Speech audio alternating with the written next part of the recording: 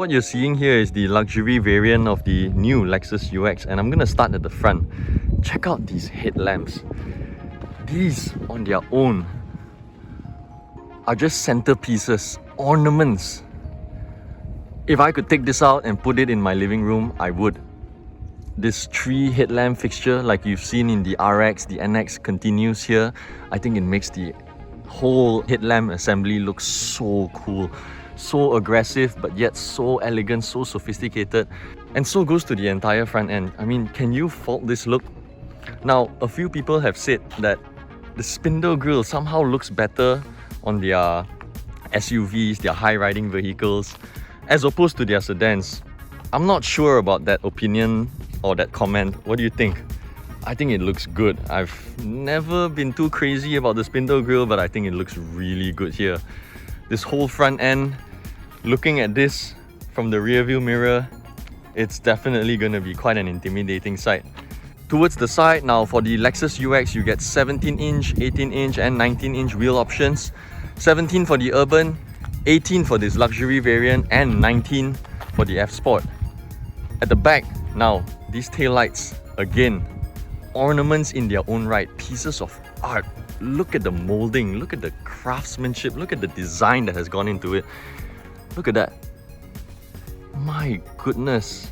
Kind of reminds me a little bit of the new Macan, but unlike the Macan where it's sort of flush with the center strip, look at the swoops and curves and sharp edges on this. Now, the boot. Not the biggest I've seen.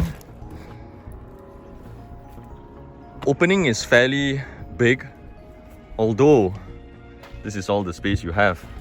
I think because of the fact that it's level, it's probably very easy to get stuff in and out of, but I don't think you can load like really high items inside this boot. Realistically, I think you're looking about this high, and that's pretty much it. In fact, lower. The tonneau cover is only about this high. So yeah, storage isn't exactly the greatest, but hey, this is a compact crossover. 271 liters. Yeah, no one expected it to be like overly huge as well, but definitely enough for all the cargo that you need for a 3-day, 2-night stay. So this will be missing in the Urban variant. But like I said, the things that you're missing out in the Urban variant are not significant. Things that you can go without: wireless charging, 2 extra speakers, a powered tailgate, retractable side mirrors. I think those are the things that you can do without. In this price point, I don't think I'm exaggerating to say that this is possibly the best looking car. Compare it with the XC40, compare it with the GLA. I mean, they're attractive looking vehicles in their own right, but this, I think, just sets a new benchmark. Those guys, those German guys, the Swedish guy, have a lot of catching up to do, to be honest.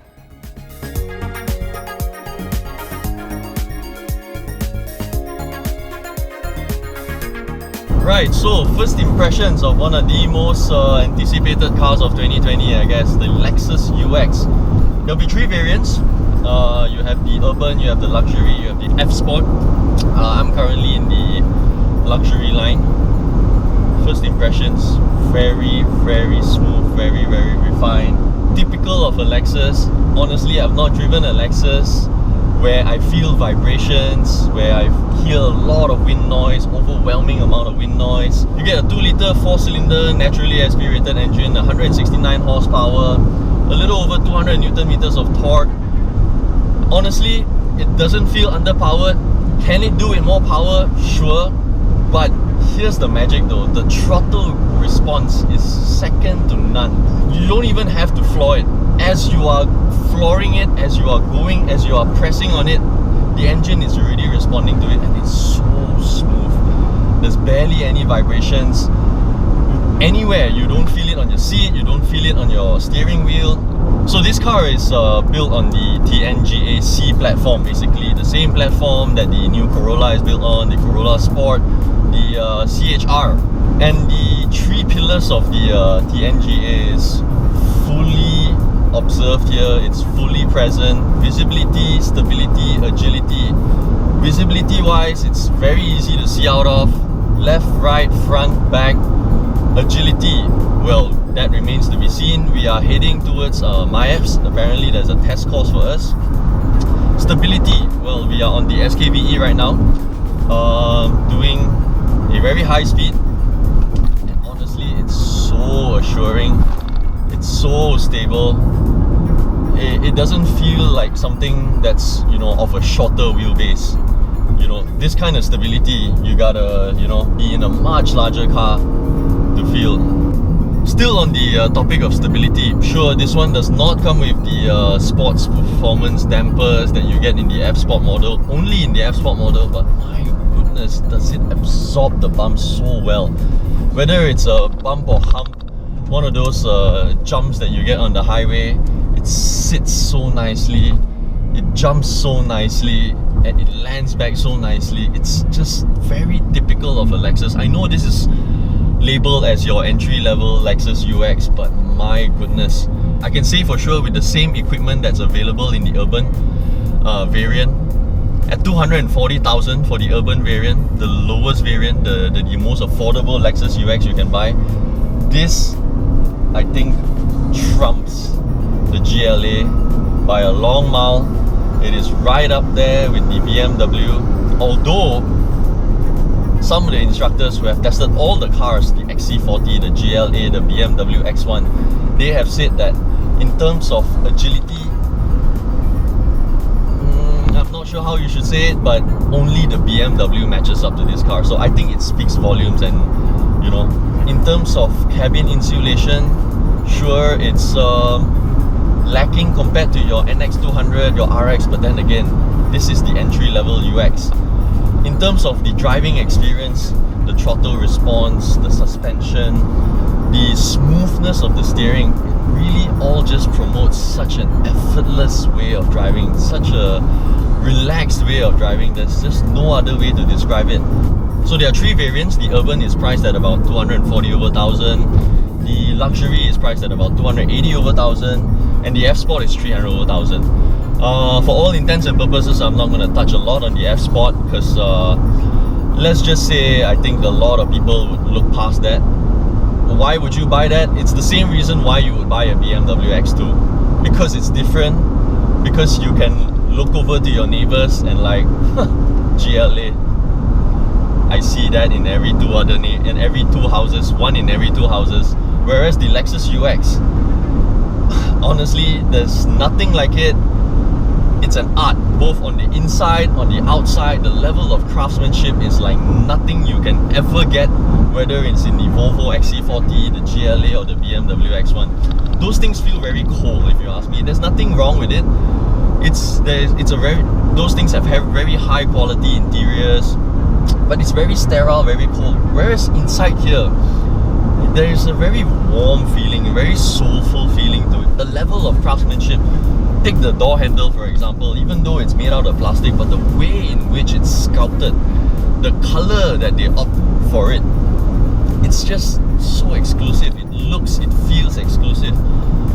The panel here, the instrument panel, the surface of it, you know, it mimics a certain type of Japanese wood grain called washi, if I'm not wrong. It's really pleasant to the eye, really pleasant to the touch. The landscape, the layout is very typical of a Lexus.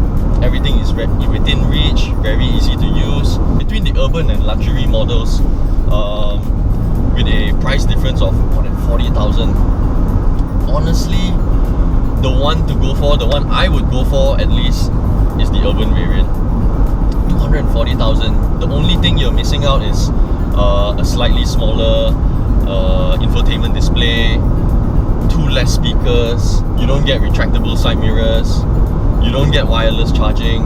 You still get the full suite of driver assistance systems like your lane tracing, the RCC and all that. It's a no-brainer. At 240,000 ringgit, you can compare. Don't just take it from me, you can compare it with the XC40, you can compare it with the GLA, you can compare it with the BMW X1. I don't think it can offer you this level of equipment, this level of quality, and honestly, this level of appeal You can park this right next to the X1 and the aging GLA, and my goodness, just the headlamps and the taillights alone would grab all the attention that you ever want in buying such a car. So between the two variants, the upholstery is a little different as well. In the urban variant, the 240,000 ringgit model, you get new Lux leather seats. Not sure what that means. Whereas in the luxury and the F Sport model, you get your own distinctive upholstery. In the luxury line, you get softer touch leather. In the F Sport, you get obviously more visually striking seats, dual tone, all those funny stuff. So I've driven the GLA, I've driven the X1, I've driven the XC40, and then now this. I think the one thing that really stands out to me is visual appeal and its sense of quality inside this cabin. Like, give you an example, the XC40, quite impressive in the front end, but once you get to the back, it feels as if it's like a completely different vehicle. All the silver, chrome, shiny bits that you get in the front does not carry on at the back, right? Whereas this one, you know, it's just full-on luxury. Although an entry-level Lexus, it does not feel that way at all. Although one thing though, the passengers at the back, well, you won't be able to see them. Although Adrian is on board, dude, you gotta like stop like coming into our videos, you know, like, you know, Woon's videos, my videos, you know. Hopefully G's video too. Oh man. But yeah, so with so with me being in my suited driving position, my preferred driving position, there's still a whole lot of space back there. But there is one complaint, however, from the back. There's no storage by the door panel, no cup holders. That's a very obvious disappearance. That's an obvious lacking. Yeah, I think you need to have that covered. It's a step-by-step thing, you know, like you can't have all these like super high-end modern features, you know, funky stuff, but then like all this basic stuff is missing. It's just smooth. And that 10-speed, yes, 10-speed CVT gearbox. You don't feel the gears changing, obviously. It's just very quick to react to the throttle. Again, it stays in the power band. I feel like, you know, the numbers may be small, 160 odd horsepower, 200 Newton meters of torque or so, but I feel like it properly utilizes every single bit of that power output. None of it is going to waste. When it's in the power band, the car just goes. You do not feel, I mean, it's a momentum car. You really gotta, you know, keep the car, you gotta keep the revs up for any power to be there, and then once you do, it just goes. And even in the higher revs, and we're talking about 6,000, 6,500, 7,000 RPM, the refinement is here. Aside from a bit of noise, there's really nothing in terms of, you know, the touch, the feel.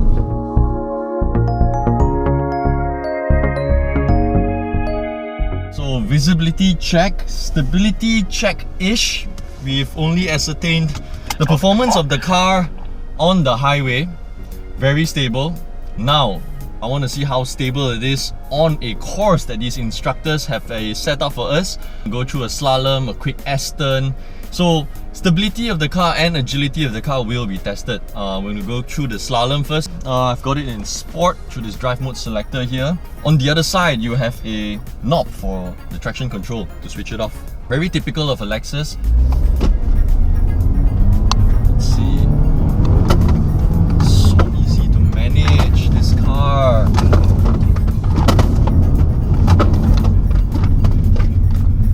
It's so fun to drive as well. Like, it's sporty, but at the same time, it's so comfortable. It makes it so easy for you. Right, test of the acceleration. The car does need some time to build up, but then once you flick, it's so predictable, it's so easy to manage. The suspension setup in this car, that's the one thing to really take note of. Now, I know you guys won't be able to feel this, not even close to it, but if you can take my word for it, it's so sorted.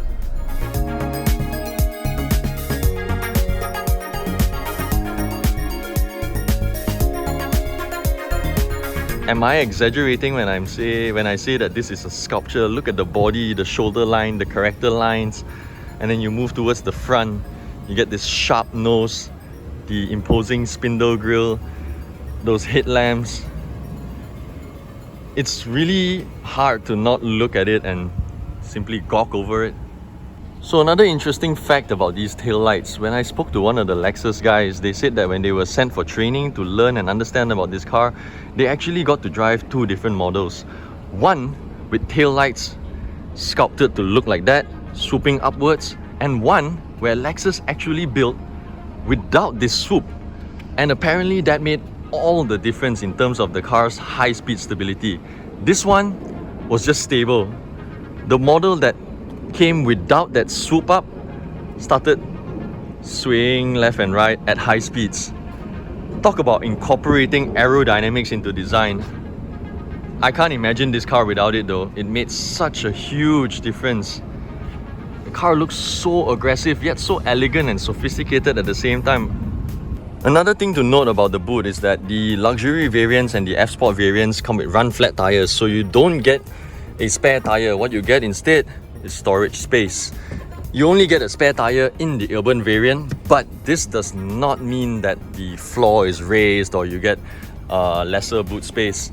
It's the same, except that instead of having this storage, you have a spare wheel. Now this is what I'm talking about in terms of Lexus craftsmanship. They call this the sashiko quilting. This is the same design used in traditional Japanese martial arts attire. And this, the mathematical curves used to align this perforation so that you get better, more equal seat ventilation. The level of detail in here is just insane. Now moving inside, just check out how the instrument cluster illuminates. So over here we have what I call Shrek's ears. On the left you have the drive mode selector for sport, normal and eco. On the right I think it's self-explanatory.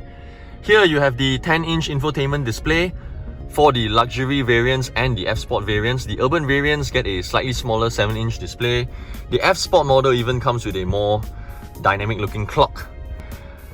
Here is the centerpiece in the new Lexus UX. So you remember the LC500? You remember how the taillights look like? In the middle here, and well, now it's not illuminated, you can only see it at night. I'll try to get the graphics for you.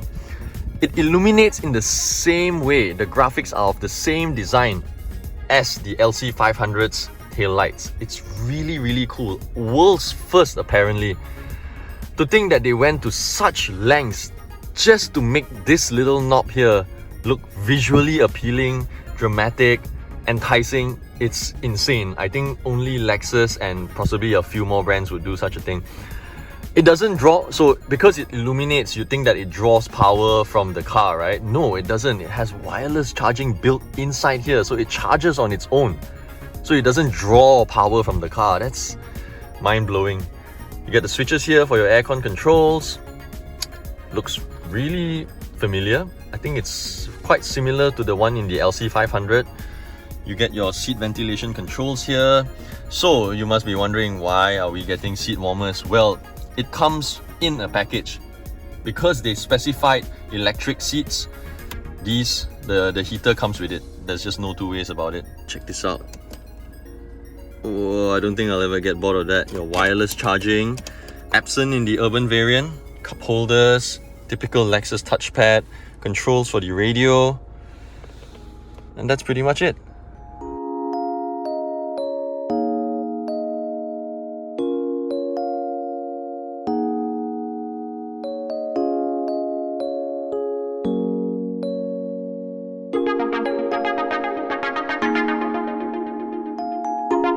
So quick run through of the back. A little backseat action on my own. Rear aircon vents, dual USB charging ports. No storage by the door panels. I find that to be weird, although they did provide some cup holders here. But what if I've got 3 passengers on a short trip? Where do I put my bottles? There's no pockets, only on one side. Not much leg room. adequate knee room. I'm like, literally my knees are brushing against the front seat, but then again the driver in front is quite tall. I wouldn't say uncomfortable, decent amount of headroom, feels really snug in here, I guess. Now, entry-level Lexus, the door panels I guess do reflect of that image, but is it lacking? Is it short of quality? It's really hard for me to point that out. Overall, a very nice, comfortable, cozy place to be. So I've been driving around Putrajaya, our final destination for this Lexus UX drive, and we've been going through a lot of stop-go motion, coming out of junctions, traffic lights, in and out of traffic. This 169 horsepower figure has not hit me yet. Not once did it cross my mind that it only has 169 horsepower. I think it's partly due to the calibration of the throttle in relation to the 10-speed transmission.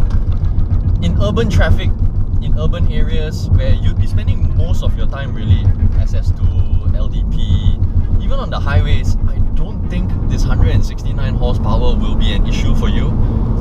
And when you're in like crowded areas with a lot of cars, a lot of stop and go motion, the gearbox, it's just superb. The throttle response, it doesn't make you feel like, oh, why is the car not going? From a standstill to the point that the car gets going up to about 60-70 kilometers, I think it's just so fluid, so smooth. There's just enough power. If anything, you will not realize that this car is less powered compared to the X1, XC40. So I think the one major thing that this car loses out in comparison to its rivals, the XC40, the X1 and the GLC, whether it's the 200 or the 250, is outright performance. This car, it's a different kind of driving characteristic. You kind of have to build the revs, build the speed. Once it gets going though, it's actually quite effortless. Whereas for the other ones, you know, because they're turbocharged, no matter how they calibrate the cars, there will always be that bit of turbo lag. And at low speeds, more often than not, it's not very ideal. If you've driven any of them, you would probably know. But with this, it's just so instantaneous. I guess it's just a typical characteristic of a naturally aspirated engine. That's how they perform. And this gearbox as well, this 10-speed gearbox, CVT transmission. Apparently, the first gear is actually mechanical. So you can utilize it to go up to about 60 kilometers an hour, and then the CVT takes over from 2nd to the 10th gear. 10th gear obviously will only come in when you are cruising, but it's so smooth. Take my word for it, you're gonna be seeing a lot of these videos. Everyone will be saying it's smooth, it's smooth, it's smooth. And that's the truth of the matter really. So we just came out of a tunnel there. We just went past the Penchala Link tunnel, and we're heading back to Mutiara Damansara, Lexus showroom in Mutiara Damansara. My goodness, when it's pitch black and you see nothing but that one red strip running across the tailgate, I think it's gonna really attract a lot of attention. It's gonna really get a lot of people wondering what car it is, how much it is. Go check it out guys, this thing is really quite something.